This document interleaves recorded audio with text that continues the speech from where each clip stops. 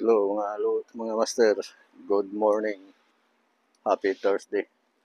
So ngayon mga master, nandito naman tayo sa bagong warehouse ng ano namin. So magko-continue tayo sa pag-wiring ng modify wiring natin dito sa package type. Yan. Mayroon pa tayong cola mga master, yung relay niya saka yung timer. So wiring natin to mga master. Iyan lang muna natin mga master. Shout out dyan sa mga kabro natin, mga technician. Shout out sa inyong lahat, saan kayong sulok ng mundo. So wala pa tong compressor mga master,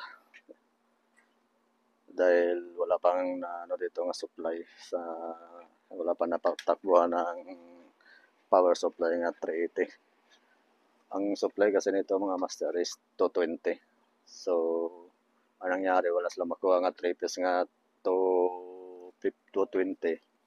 Kaya ang ginawa lang ng boss ng amo namin, pinapalitan na lang ng compressor.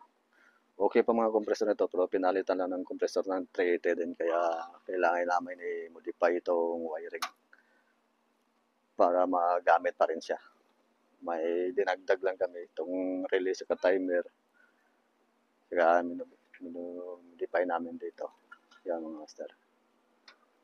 Okay mga master, trabaho muna tayo mga master. Ingat tayo dyan. God bless.